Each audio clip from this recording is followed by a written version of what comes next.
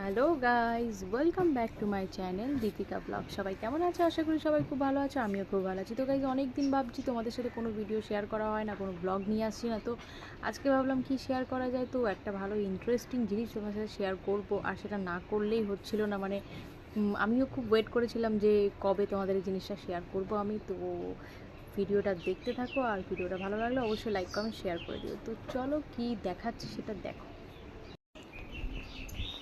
দেখাই।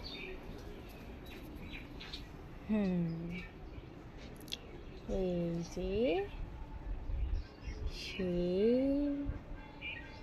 সুন্দর ইন্টারেস্টিং জিনিস গাইস, দেখো আমাদের গাছে সানফ্লাওয়ার মানে সূর্যমুখী ফুল ফুটেছে, কত সুন্দর লাগছে। এটাই তোমাদের সাথে শেয়ার করব বলে ভিডিওটা করলাম। দেখো গাইস, কত সুন্দর লাগছে। এটা একটাই হয়েছে, আর সাইডে কড়ি দেখতে পাচ্ছ, কড়ি হয়েছে, এগুলো আবার পরে ফুটবে।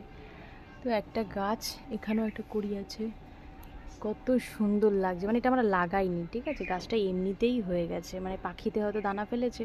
তো সূর্যমুখী ফুলটা এমনিতেই হয়েছে, গাছটা কত সুন্দর লাগছে গাইস। দেখো, তোমরাই দেখো কত সুন্দর লাগছে, আমার এত ভালো লাগছে সূর্যমুখী ফুলটা। তো গাইস চলো, ভিডিওটা এখানেই শেষ করলাম, আর ভালো লাগলে অবশ্যই লাইক কমেন্ট শেয়ার করে দিও। চলো, টাটা।